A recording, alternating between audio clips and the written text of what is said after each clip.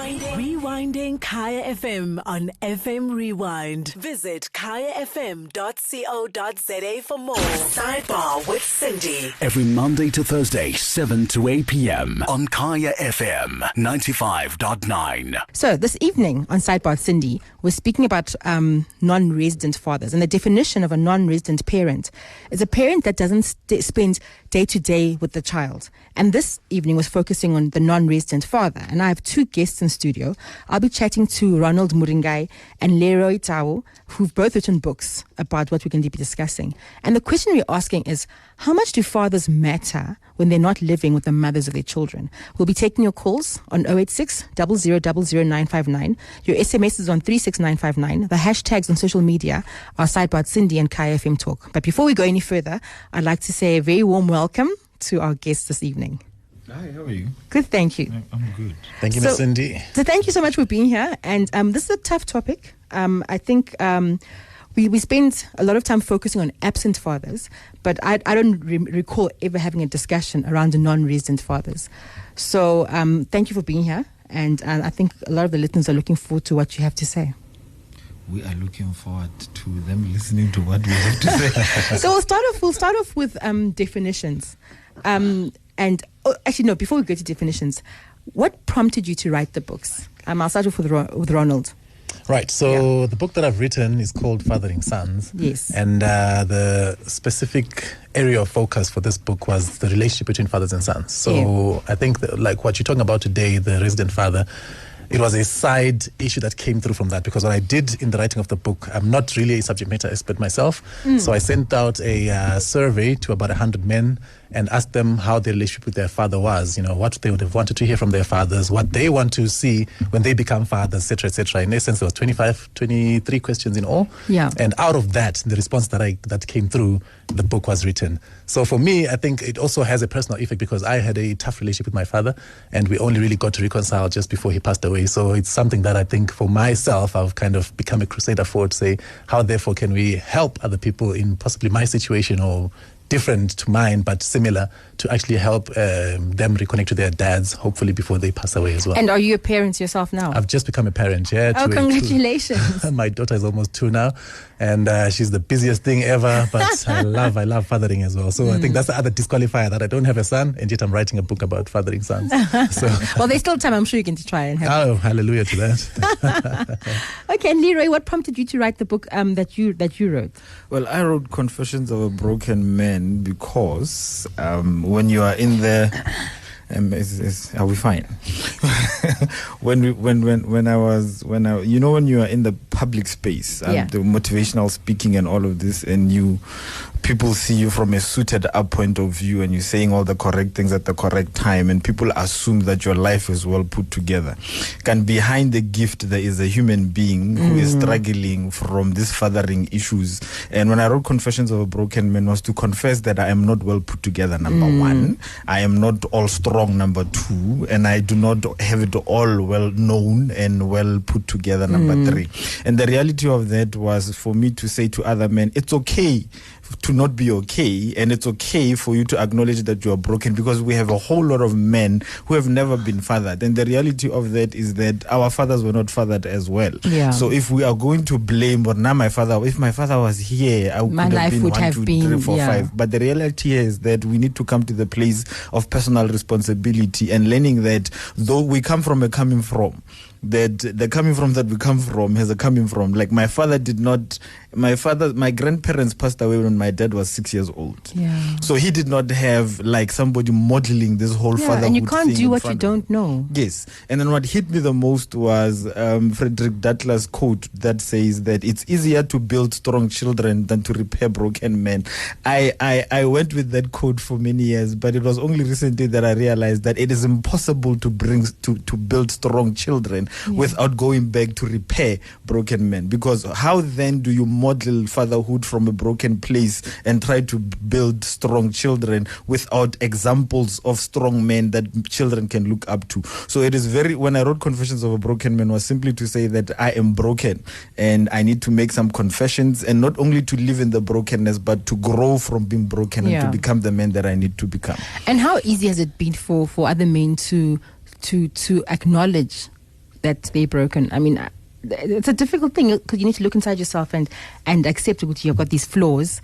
So how have you found it? Difficult, because remember, we are brought up to be strong, we are brought up to be tough, and the hardest thing that any man has to do and any man can do is to admit that I can't, is to admit that I'm hurting, and is to admit that it's hard.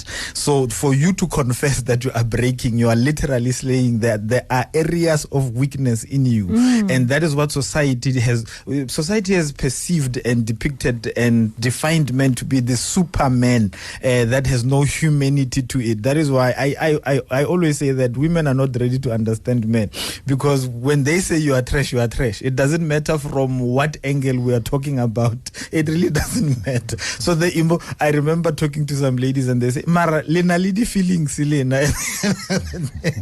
Because they have taken the human element from men. So it has been very hard for me to make these confessions, but I've learned that men find it easier to relate to me because I became naked first. Yeah. And that's important. I think, it starts with one person. I always say that it starts with one person, and then one person becomes 2 people and 10 people and 100 people. And slowly but surely, we're going to change the world one person at a time. Yes. Yeah.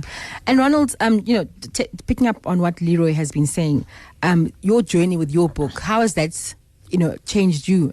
How helped you get naked, to use his phrasing? So I include in the book as well the story about my own personal relationship with my father and how it was broken in many ways. Mm-hmm. So in a short space, just to summarize it, basically my mom and my dad divorced when I was in grade 1. I think I was 6 years old at the time. Mm-hmm. And from that time onwards, I grew up pretty much with my mom the whole time. So in as much as mom would encourage us, go and visit your dad, go spend time with your dad, but in our hearts, we couldn't really understand why the other children at school, have a formal family structure in place, whereas we are somewhat struggling, and financially too, things were really not working out, because now my dad was really a moneyed guy, but after the divorce, we could really see the change in the lifestyle, and how suddenly the things we could afford prior, we suddenly can't afford. The shoes you could get on a click of the hand, now you can't afford, etc., etc. So the impact was real and it was visible. So besides just the emotional aspect of us relating with our father, with my dad anyway, there was also that whole thing where the money also came into play, and the perceptions that come with that as well, to think, okay, so if this man has this much money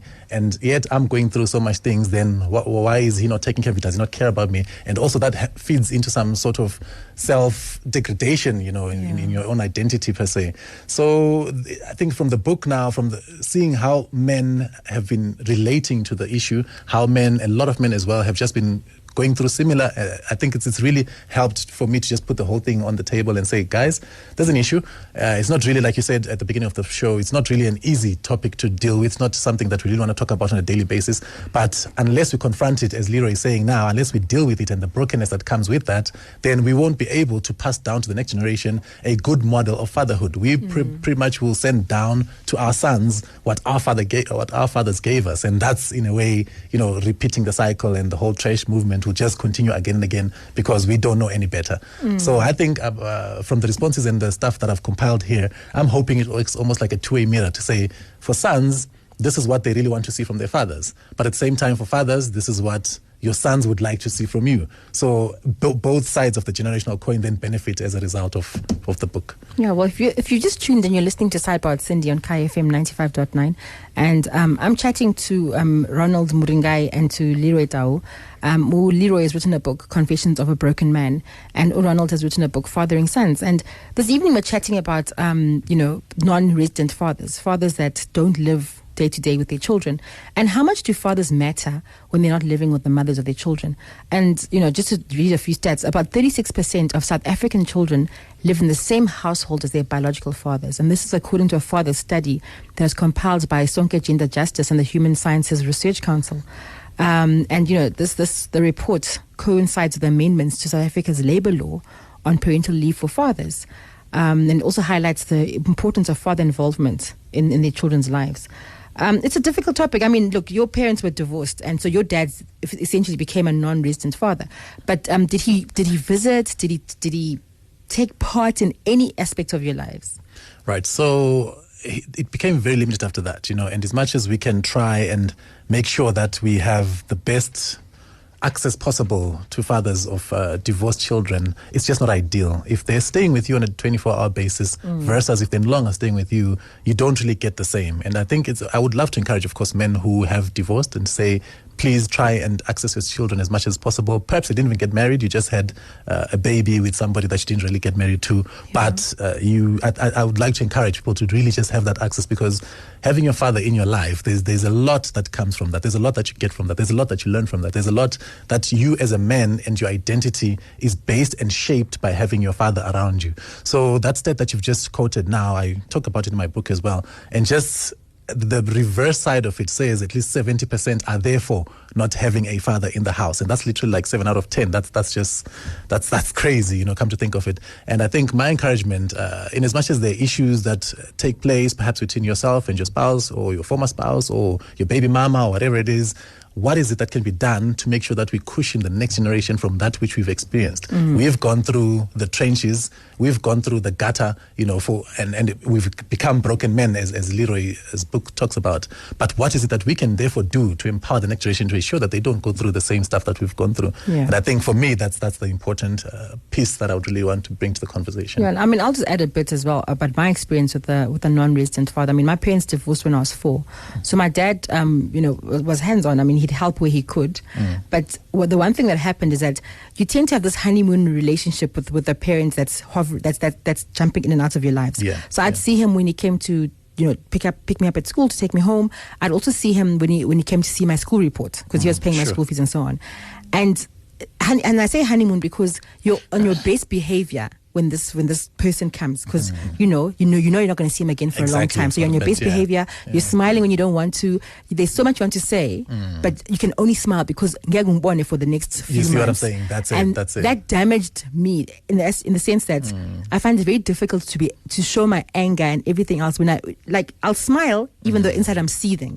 And that's something that therapy is helping me with. Sure. But I think I picked that up from having this dad that came through and had to be nice to him because, oh my gosh, he's here. And then when he's gone, then I'm angry. But I'm angry at the wrong person, which was my mother. So I just, I feel and I'm actually glad that, you've taken the whole therapy option to that as well. Because I think a lot of us don't take the steps to rectify that which has gone broken in the previous generation. Like you've gone through, shucks, I can't even describe, the experience that you've gone through, but look, you're doing something about it. And I'm just saying, I hope the people that are listening out there, whether they're sons, whether they're daughters, and they have really struggled with this aspect of their relationship with their fathers, that they do something about it whilst time still allows, Yeah, no. So it's 7:15 on Kaya FM 95.9. We're taking your calls on 086 00000959. You can SMS us on 36959, and the hashtag on social media is SidePod Sindi and Kaya FM Talk. And we're speaking about non-resident fathers. The definition of a non-resident father is a father that is not there day to day for the bringing up of the child or the children. Not an absent father, but a father that does come here and there, but is not there every single day. So Leroy, coming back to you, and just what I've explained about always being on your best behavior. What do you think of that? Okay. Let's go back a little bit to the whole reason why we have this situation at the end of the day. Most men have not learned how to have a relationship with their kids outside the relationship they have with the mother of the child. So when we separate, it becomes very difficult for the men to exercise relationship, because every time daddy came home, mother had already settled the environment for daddy to have a relationship with the child. So when the man separates from the mother, automatically the relationship with the child gets affected.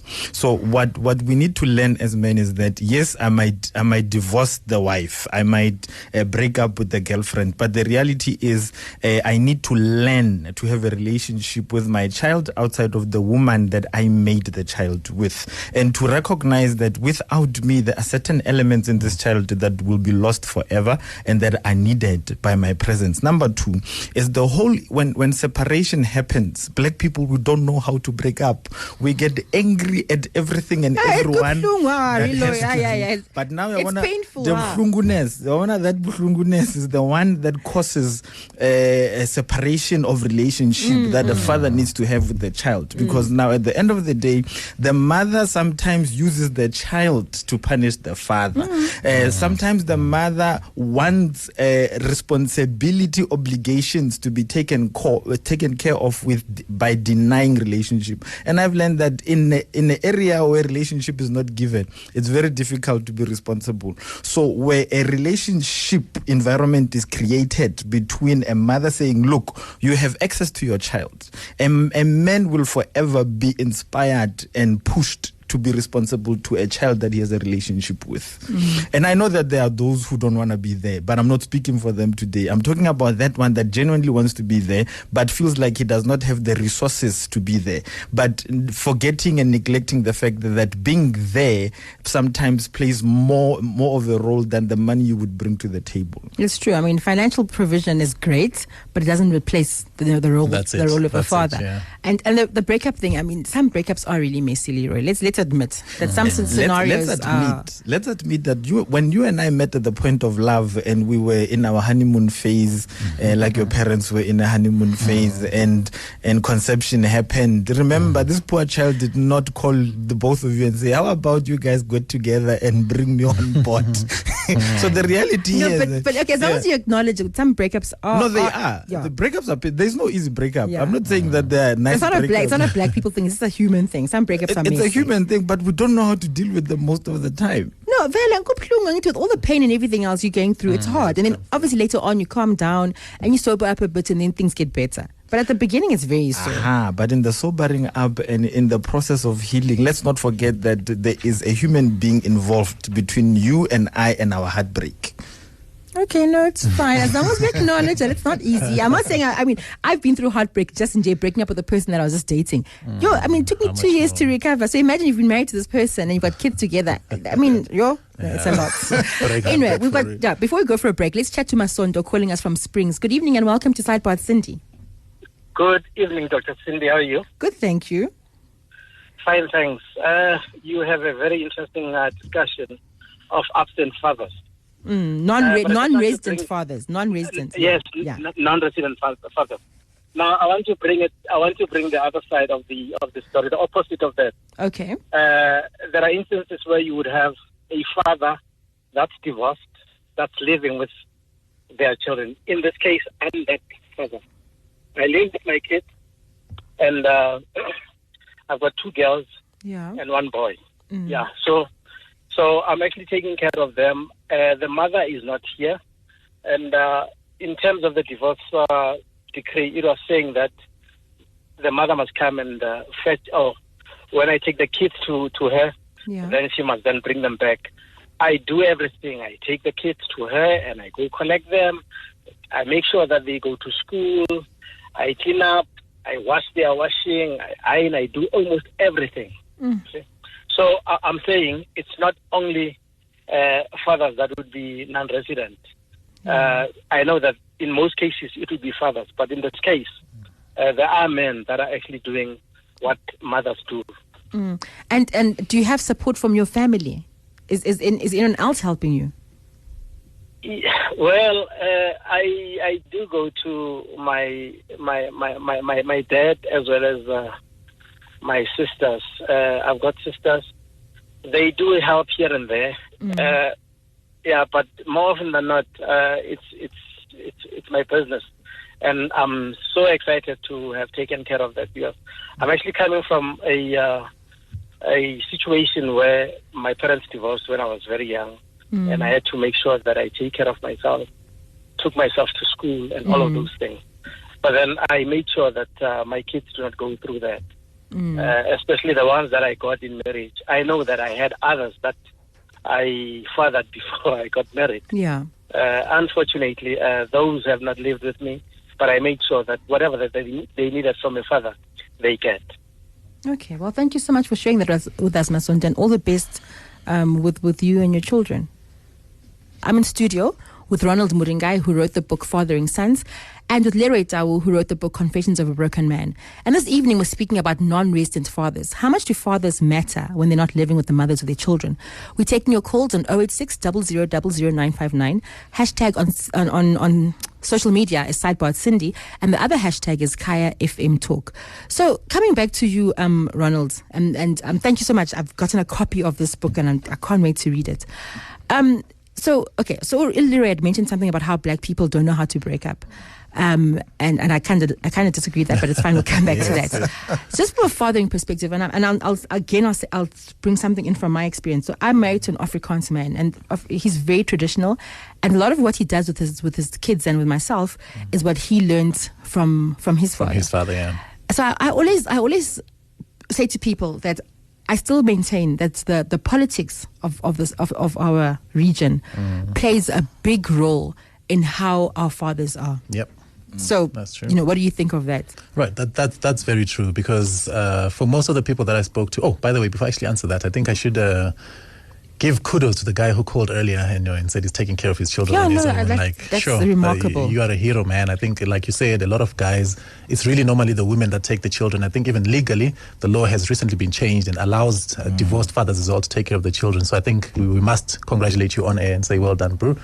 But back to your question, I think the environment ultimately shapes one's identity, and especially for the previous generation who grew up under trying conditions, if I can say, of apartheid. I personally grew up in Zimbabwe, didn't really experience apartheid. I mean, Zimbabwe is snow and all the beautiful things that come with that.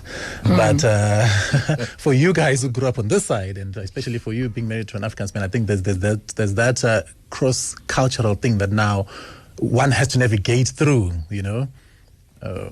Is that me? No. No. Oh. It's me. Yeah. So ultimately, one is a product of their upbringing. One is a product of the environment in which they grow up. So whatever our fathers grew up in, and whatever environment that it is that they grew up in, definitely affected what they became when they became dads. And most of the guys you read in my book, I think almost 60 or 70% say their fathers, going on the black thing again that Leroy mentioned earlier, being black could not tell their sons that they love them, and I think a lot of us will be like, but we African men don't really talk about that.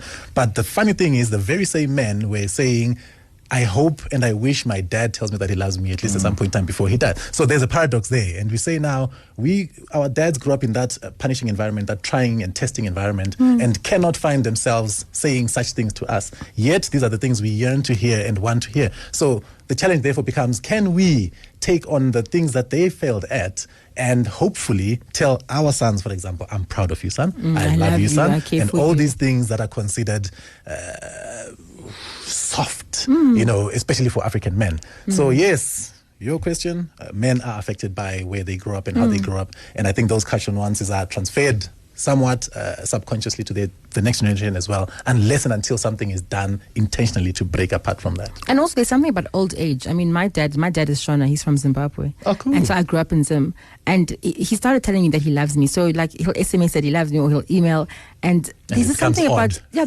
age that makes our parents soft, the thing that annoys me is that because now they're old and they're going to die eventually, you forgive all their sins. Everything is forgiven and forgotten. It's so. It is. It's like God does it intentionally. There's a seminar we had. There's a seminar we had, I think, about 2 weeks ago, talking about these fatherhood issues. And there's a lady who was saying, her dad, also in his old age, trying to hug her now and show her the love it's weird that the whole time she was growing up she never had. So it's like when they try and hug, it's actually awkward, which hand goes up, which hand goes down, but because they are not used to all of these things. So I'm saying, this is where the environment that our fathers grew up in, well and good, but can we now at least do something different? There we go. And we have a message from Anonymous, and Anonymous says, I don't think we should be congratulating this father. We don't do the same for mothers. So okay, point taken, Anonymous. We won't congratulate fathers for doing what they should be doing. Leroy, our parents growing up, growing older, and starting to become swappy again. What do you think about that? You mentioned that now all sins need to be forgiven. you don't want to forgive sins. Leroy, some of us are traumatized by what our non-recent fathers did to us. I think they come to an age where they realize, I don't have much time left. Now, when my dad passed away 2 months ago, and I started having a good relationship with my father. I think when he knew that his clock is ticking out. It was when then he realized that being emotional is not wrong. And telling you that I love you is not wrong. And telling you that I'm in pain is not wrong. And then, but now my encouragement now comes to say, why do we have to wait to clock out for us to do that which we need to do? And the reality here is that no man wants to be seen weak, and that is just that. That is why it will forever be a challenge having a relationship between a father and a son, because the testosterone levels are high on both sides, and all of them want to prove this ego thing. Son, how was school? School was fine.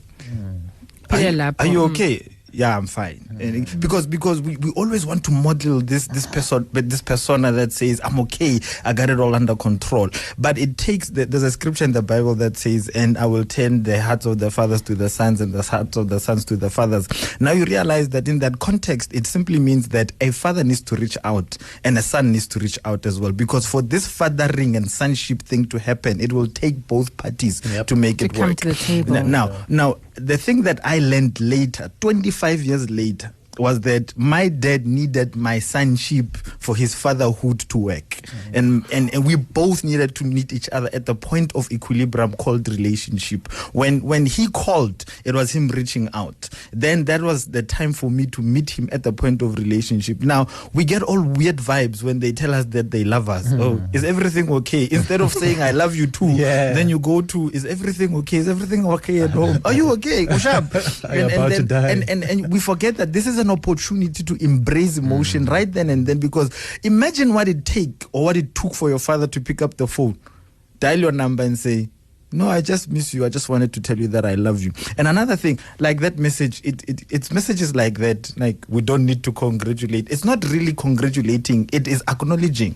Because here's the thing. When you first started, when I was sent the brief said that we normally talk about absent fathers. A lot. We bash them day and night. So now, which brings us to a place and a point of saying that we know how to crucify men when they are not doing good. We know how to call them names when they are not doing good. But we don't know how to celebrate them when they stay, and that is the biggest problem. And one of the things that a man need is to be acknowledged, affirmed. Dad, thank you for buying the bread. Irregardless, thank you for buying the bicycle. Thank you for doing 1, 2, 3, 4, 5, because that encourages activity to continue being activitious, in the words of Somiz.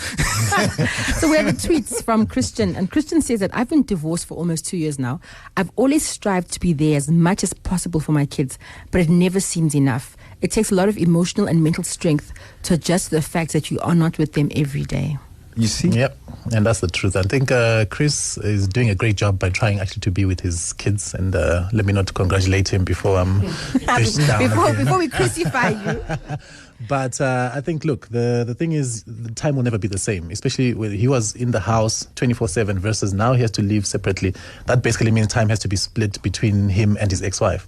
So the best that he can do is to make sure that whenever he gets the opportunity is to take advantage of that and make sure that he spends time with his kids. There is nothing that he can do beyond that. And I think he shouldn't really feel guilty or feel bad about the fact that he can't really be there 24/7. Unfortunately, this is the reality of what it is. And unless, of course, perhaps they end up sharing a house, that's how it must work. And he must just have it in his head to give the best to his kids as much as he can for whatever time that he can afford to. And did your mom ever badmouth your father to you? I think I was blessed in that my mom never did, because I grew up a young, angry man because my dad was not there.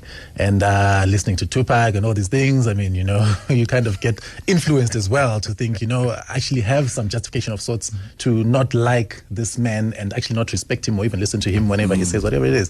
But my mom, I think being a Christian woman, she would always encourage us, and say, you need to go visit your father. And whenever I spoke bad about her dad, at some point in time I even wanted to change my surname to my mother's surname, because I thought, this guy doesn't contribute to my living, so what the hell? I'm allowed to say that on air, thank God. So it turns out that, the fact that she was in that space of being at peace with herself, I think, and the fact that the divorce was something that's irreversible in her life, she really just gave us that encouragement, love your father. And I think for me, the one thing that I also mentioned in my book, there's a sermon I was listening to the one time that the preacher kind of spoke about us loving our fathers and honoring our fathers, and our mothers, so that our days, I think you might know the scripture. But for me, that was the most challenging thing, because I thought, I can't honor somebody who has not really been part of my life. Yeah. But like you say, I think, thank God, my mom really just came through in terms of encouraging and saying, love your father. He's still your father. There's no other father on this earth except for this guy. And I think that really helped. Well, you're listening to Sideboard Sindi on Kaya FM 95.9, and I'm chatting to Ronald Muringai and to Leroy Tau, and we're speaking about non-resident father. So non-resident father is different from an absent father. This is a father that doesn't spend every day with their children. They do spend some time. They come in when they can, but they're not there every day for the day-to-day living of the child. And it's a challenging situation. I think a lot of us who come from divorced parents have non-resident dads, and there's a lot of anguish. Then there's growing up, and you realize, okay, this is why it was like that, and then there's forgiveness. And I'm glad I came through the forgiveness, and now my dad and I have a very great relationship. But at the beginning, it's tough. I mean, I remember at boarding school, one of the girls asking if I had a father, because all she ever saw was my mom. And she asked, "Do you have a dad?" We all have dads, and Zimbabwe is particularly harsh because that's a country that they prize marriage over everything else. I can testify to that. So if you live in Zim and you back then, if you lived in Zim and you came from a divorced household, it's like you had leprosy. Yeah. That's really what it felt like. Social mark on you. Yeah, a social mark that you carried for everything that went right or wrong in your life. It's because Agana Baba and stuff like that. So it was hard. It was very hard for me. Totally can relate. And Leroy? This topic, it's very difficult, but nonetheless, I think that, at the end of the day, destiny is tied to choice, and destiny is tied to what exposure, because there are a lot of contributing factors why fathers are not there. There are those who passed on. There's divorce that happens, and when I agree you are against my issue that we don't know how to deal with breakup, but the reality is some breakups take forever for people to heal, and that's what at the end of the day affects this whole fathering relationship that happens. Because back in the day, it was okay for a man to provide and not be there. It was okay for a man to bring bread and go to Gauteng or go wherever you need to go to make sure that the family is taken care of. Overnight, now you need to be emotionally involved. I think men, we need to start having more conversations to teach men to be emotionally involved, because all we know is to be providers who are detached from emotion. And then you can't keep bashing us, because this is new to a lot of us. We knew that the wife is the one that takes care of the children while I go out to get the butter and the bread.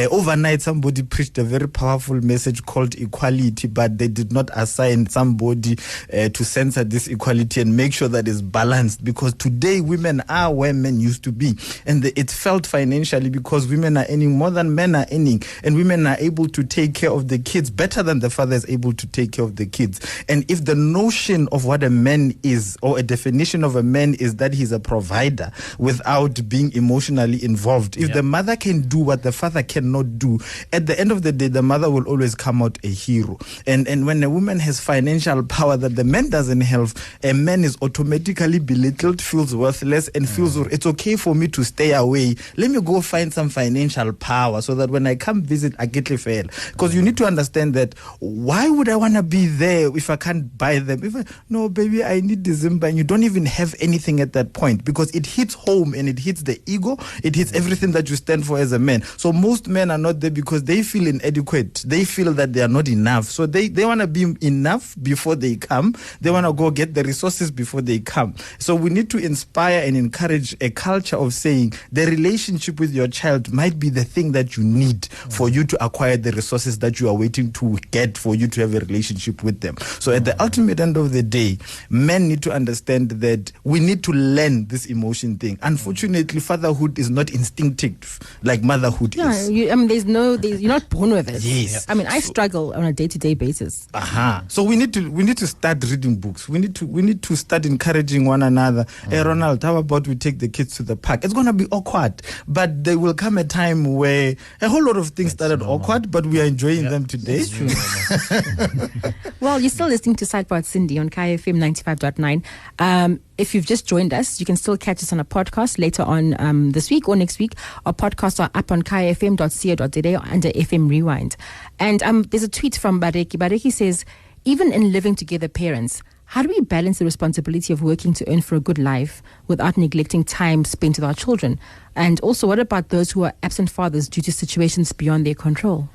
Yeah, I think I'll touch on the first one. Perhaps I'll leave the second to Mr. Leroy. Yeah. But Baleki, it's important to understand that, when kids are born, in as much as we understand the fact that we've lived in the world and we know that we need to supply and house and all the things that come with that, children initially are not interested in all of that. They just want you to take care of them. They just want you to nurture them. They just want you to love them. And that is more important than any money can bring. So I think it's important to realize that when that life-work balance comes through, your priorities, therefore, should be for your family first, above all other considerations. Of course, we're not saying be reckless now and just spend time with your family the whole time and don't go to work.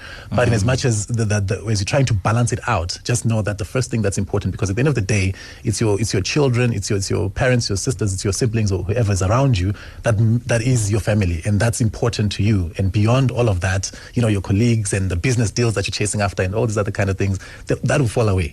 At the end of the day, when we're standing around your grave, we're not going to be celebrating the big deals that you signed, in London, but how you were a good parent and a good example to your children, as it were. Look, my father worked hard toward us opportunities to be exposed to stuff that most of the kids' collection were not exposed to.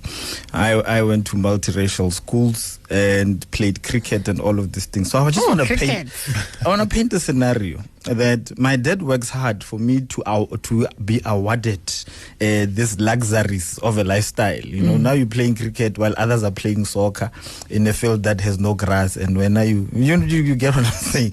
So now you are part of the first team, and Jonathan is the 12th man in the cricket squad, and Jonathan is just responsible for bringing water to the team. But when we go out to play at a match, everyone from Jonathan's family fills the grandstand. They cheer Jonathan on. Remember, Jonathan is not even playing. Jonathan is just waiting for somebody to get injured. Oranges and water. He's waiting for somebody to get injured so that he can stand in that particular spot. But now here's the thing: you are good and you are an exceptional cricket player, but none of your parents are at the grandstand. And this hits you. Now you start murmuring and saying, no, they don't support my dreams. They're not even here to watch me play. And now you start complaining about all of these things and forgetting that it is them they are not there because they are working hard to maintain the experience. How then will they be filling the grandstands when they need to be at work to make sure that the school fees is paid at the end of the month? That's our reality. So sometimes when we bash men for not being there, can we try to understand that they are working hard to make sure that the kid has what they need to have? Because at the end of the day, if I am a stay-at-home dad, people are, I'm going to become a laughingstock of the community. Yeah, what kind of a man is this? There's nothing wrong with being a stay-at-home dad. No, there's nothing wrong with it, but we're saying it sounds nice. But the reality is when you are there and you are part of it, it becomes something else. No, I disagree. We have a caller. So before we carry on with the discussion, let's take a caller. We have Taunyane calling us from the Val. Good evening and welcome to Sidebar, Cindy. Yes, Cindy, how are you? Good, thank you. It's so awesome to talk to you this evening. Thank you. Yes, you guys have been talking about so many good issues. I'm also interested. Basically, just to cut things in short, I'm a father of two. Yeah. And I'm currently staying with my parents and my one son. He was born 2014. He's turning 5 years this year. So I think, according to my viewpoint, as the fathers, many women, they don't understand our emotions, because there is this thing that we are always saying, especially into our society that we live in.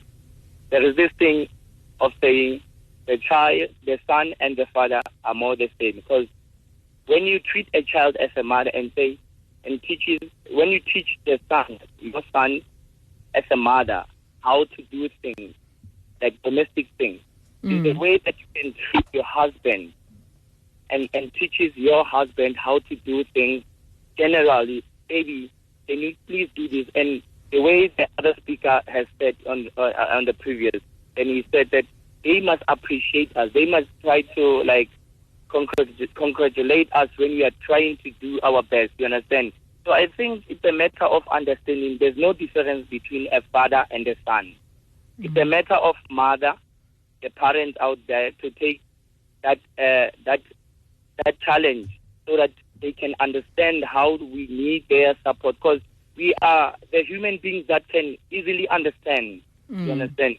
Although that our emotions that we grew up in are also affecting us negative or positive. So I think the topic that you guys are having is very important. It's also affecting us positively when we are like listening on air, when you guys are talking about. You guys are having such a great topic. Thank you so much, Tau. I appreciate that. Thank you so much. Well, coming back to Ronald and to Leroy, any comments on what Tau said? Look, I'll go back to my relationship with my dad. And my mother has never worked a day in her life. I hope she's okay. Hi, Mom. I know you're listening, but anyway, my mother has never worked a day in her life. So it means from the day I was born till today, that's 30 years. For 30 years, I've been around. My dad has been the one taking care of everything else. And it took him passing away to realize the weight of responsibility that was on his shoulders. And for me to look back at all the Father's Days that passed, that we just bought him socks and a tie, and we never really got to the nitty-gritties of celebrating this man for everything that he does.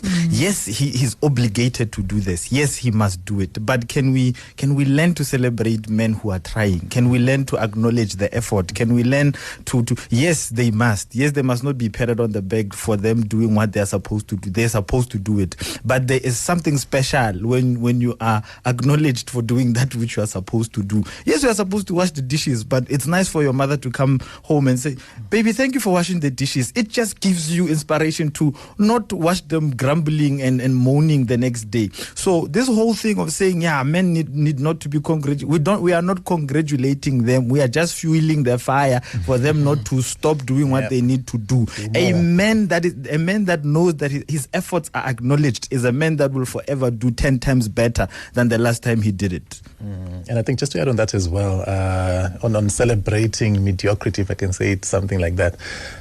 We come every day, we read the news and we see this department got a clean audit, etc., and we celebrate that and they have big parties to celebrate that, but we don't really ask ourselves, clean audit, because ultimately they've just achieved the bare minimum. It basically means they've just done their job. Now, if we can celebrate that, how much more that which actually really affects us in our families and our dads doing the right thing at the right time. So I think, so sorry for setting off such a controversy, man, in terms of congratulating the other guy, but I really think we should give that pat on the back to the people that are trying their least, they are their best to make sure that they don't end up, for example, firstly, like their fathers before them, or secondly, their sons end up like them.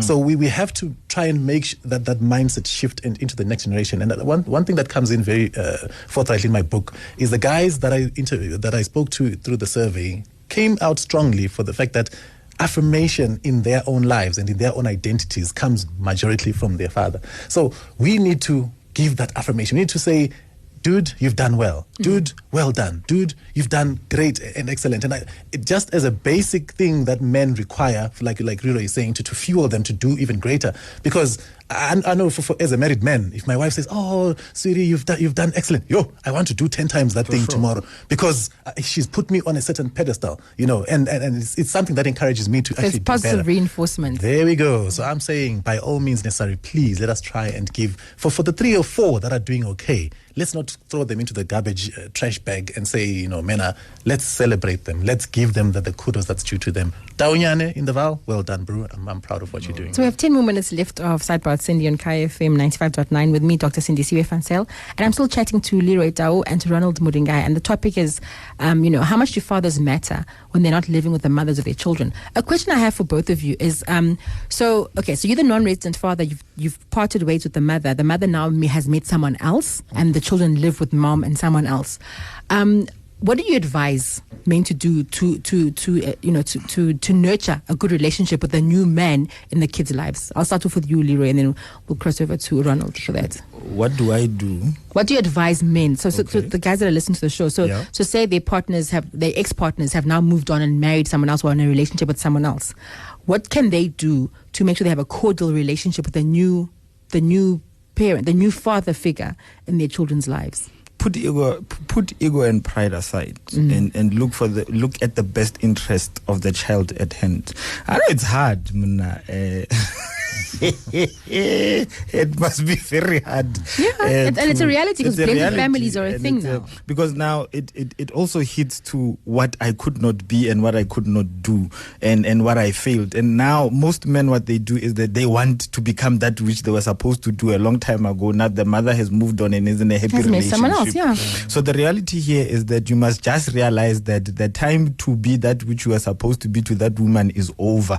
The only thing you can do is to meet the woman halfway. It all depends on the relationship you have built with your child and the woman you have a child with, because the relationship with the stepfather is not gonna work if the relationship with you and the mother doesn't work. So the first mentioned basis is that the father must have a working relationship with the mother that helps the father to have a working relationship with the child on the terms of how these two people have agreed to raise this child. That's when the stepfather comes in. And another thing is this, that when you are in love with somebody, don't introduce them as the father. Oh yeah, Papa, how Mumpia is coming tonight. Allow this poor child to establish his own or her relationship with the new man in your life. This whole thing of men and women trying to assume the father role, you are not their father, and that just needs to sink in. You are not their mother.